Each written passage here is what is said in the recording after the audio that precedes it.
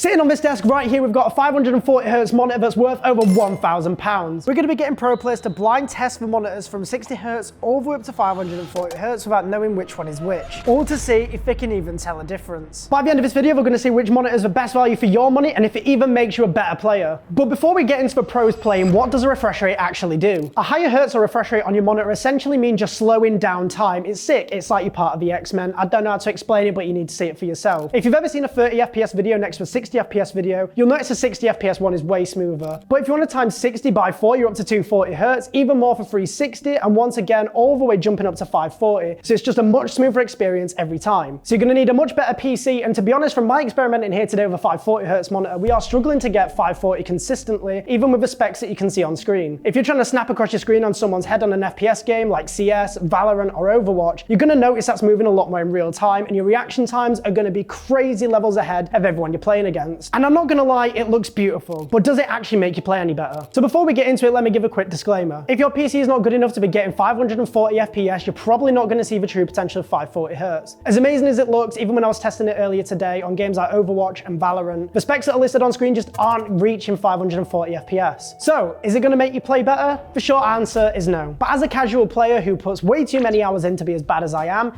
it's just probably not worth it. I have really poor reaction times, I'm not gonna lie, but this experience does make it this much better, but unfortunately, it's just not gonna completely up your game. Or at least, in my findings, you may find it a little bit different. You're probably not gonna play any better, and you're probably still gonna be stuck in bronze and need to go outside more. But that's enough facts about the monitor. Let's see what the CS pros think. Counter-Strike professionals. You're all very good at the game, and believe me, I'm not. So that's exactly why you're all here today. All of you have been placed on a random monitor, so we've got 540 somewhere, we've got 60 somewhere, we've got 140 and a 240. And I believe a 360 somewhere sprinkled in there if I didn't mention that. You've got 90 seconds, you're gonna be placed into a deathmatch and you're all gonna rotate monitors and you're gonna have to guess which one each. Without further ado, jump into the game. My game is pretty smooth. My game is so smooth.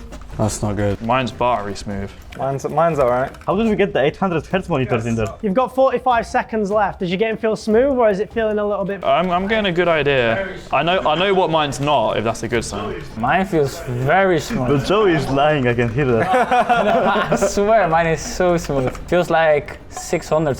I think I have 720Hz, like the new monitors are even better than I like, you know? 5 seconds left, but 600 is quite close. Time is up. It's time for first rotation. 3, 2, 1, go. 90 seconds starts now. Oscar, you got the 1K hertz, no? Yeah, 1K hertz, mate. I just heard a very questionable take from one of the players. It's not 1K hertz. Absolutely no chance. Oh, you weren't lying, Joe. This one. Yeah, that's what I said. That one is smooth as hell. I think I know. I think I've got it sussed out already, to be honest with you. Mate, they're all 540s. Yeah, I have 2K hertz, actually. I know you got the 1K hertz. You're a bot, mate. You're killed by 1K hertz. Is it easier or harder than you thought with the Switch so far? Well, it's easy. I'm pretty sure. 240 to 540 is so hard to tell, like. And I've got to say, as a noob, I'm 100% entitled to agree with that. It is so difficult between those three. We've got about a minute left on this one, then. Oh yeah, I don't need much more than that. But Max has 740. Maybe I should play on this hertz more. Like, shit. That just goes to show hertz means absolutely nothing. All right, your final monitor starts in 3, 2, 1, now. Stop, it's not gonna be a lot harder than we think. Bro, this is 30 fucking hertz. Oh, I thought the other one was 240. This one's.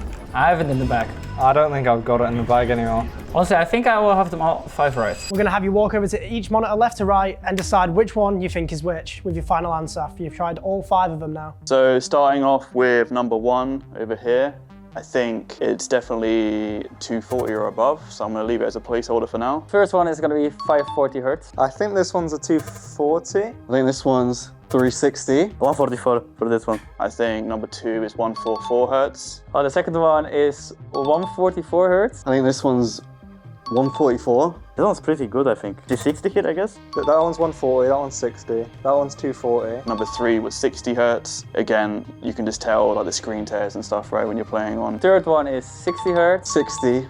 This one is for sure 60 hertz, like this shit was not good. I think number 4 has potential to be the 540 hertz monitor. 360 hertz. 540. Yeah, I think this one is 540. This one, what is it, 360 and 540? Probably 240, and the one on the corner there, 360. And then you have this one here is the 540 hertz. And the fifth one is 240 hertz.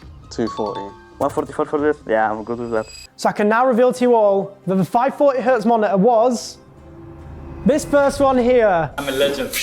I knew it. Crucial, I know you was the first one to get that, so congrats. Obviously, you're the only one that actually got it right. Correct. Good job. Like, see, 144 down there. I knew it. 144 down there? And the 60Hz monitor, you all got this one, was in fact this one here. It was very close. small, Like, yeah. I knew that it was one of those two for sure. Yeah, you were really hesitant on the first Yeah. two. And this was the 144, this was the 360, and the 240Hz over here. I got it. Yeah, Crucial, congrats, mate. You're the only one that got 5 out of 5. Thank you. Congrats. You want nothing. I think, yeah, because I went for the 144, it really felt the worst for me. The 540 felt so bad, like it was second worst after the 60Hz. Just couldn't play there. I don't know why. I couldn't tell exactly which one was the 540. I think it was pretty easy to find the 540 because I got it correct. But yeah, the 540 felt the same as the other three, really. So I didn't like it, but it's probably the best, but it's just like some placebo or something, I don't know. So I think with newer players, it's important that you have a high refresh rate monitor. Maybe not the highest is 540, but anything more than 240, I think is acceptable for like a professional level. I think if you play underneath that, you have a significant disadvantage, but obviously try and play on the highest that you can. Going over 240 doesn't have a massive benefit, but it definitely helps the more you have. yeah, I mean, definitely the 60 and 140 are much worse than 540. I'd say the other three are pretty similar. My favorite monitor is the 360Hz because I'm playing with this right now, but it might be 540 soon. For CS in particular, there's no point in going for the 540 or the 360 if you don't have the FPS for it. So for my PC at home, I get like an average of 300 FPS, and I use 240 anyway. But if you still are looking to upgrade to 540Hz, why would you choose this monitor from BenQ? They have this amazing feature which is great for you competitive players, where you can head into the monitor settings and upgrade your vibrance for just one color at a time. If you want to see those reds a little bit more, where it's the outline of the enemies, you can do that through their amazing feature called Advanced Define. You just head over into your vibrance settings, and instead of just cranking all of it up like you would in NVIDIA softwares or anything else with older monitors, you can just crank up the reds or just crank up the greens or the blues or whatever you want, and it looks amazing. If you're not just a gamer and you're looking to upgrade to a 540Hz monitor, this BenQ one is for you. The DCI-P3 colors on this monitor are amazing and much better than the sRGB ones, which most of you probably have on your monitors at home. You can push the color vibrance super high without any blobbing or banding on the colors, which is amazing. It has one of the fastest response times that isn't OLED, and it is absolutely crazy for competitive esports, and our pro players absolutely love it. The features in this monitor reduce a lot of effects like ghosting and motion blur, which just leaves this really ugly feel, especially when you're in a high competitive environment. So as we mentioned at the start of the video, this monitor is actually worth over £1,000. The monitor is incredible, it will increase your performance, and as the pros said, it does feel buttery smooth. But is it actually worth that price point? As you can see here on Overclockers, it is worth £1,099.99, and obviously we've had the feedback from the pros, which is great. They seem to have enjoyed it, maybe not in comparison to some of the other monitors with different refresh rates, especially for the price point that it's at. So let's take a look at some of the other things you can buy on Overclockers for the same price. So here we've got a PC for the exact same price, which is just crazy. It is pretty decent, especially for that price point as far as pre-builds go. As you can see here with the specs, it's got built-in Wi-Fi, which is great if you don't have Ethernet, a Ryzen 5 7500F, which is a pretty decent CPU, and a 4060. If you've got a 4060 and you do have this PC, you're probably going to be able to run the 240Hz monitor that the guys were talking about earlier in the video, especially if you're playing games again like CS and Valorant. 240Hz on a 4060 should be no problem whatsoever. As well as the fact it's got DDR5 RAM, which is great. It's only 16 gigs, but again, for the price point you're going to be paying for just a monitor, this PC, you can't go wrong with it. And if you're just getting into PC gaming and you want to get all your peripherals, you can buy this chair here, which is a pretty good chair, for £209, and even that is on the spendier side. You can get the Ducky 1.3 Mini, which is an amazing keyboard, for 120 quid. This wireless Model D mouse, which I've used a Model O, which is a wired version, and I can say it's a very good mouse, for just £79.99. If you want a bit over the top, you can even add this entry-level PC with an i5 and a 3060, which again is pretty decent. You can maybe run a 144Hz monitor with that and still get on just fine. And as you can see here, the total comes up to £1,209, which is £100 more, but for the amount of stuff you can get for just one price of a monitor, you've got yourself a full setup. I think it's a bit of a no-brainer if you want to stretch your budget a little bit for the same price as a monitor, even though the monitor is actually really, really good. I mean, you could buy 10 of these Ducky keyboards, give 9 of them out, make a giveaway,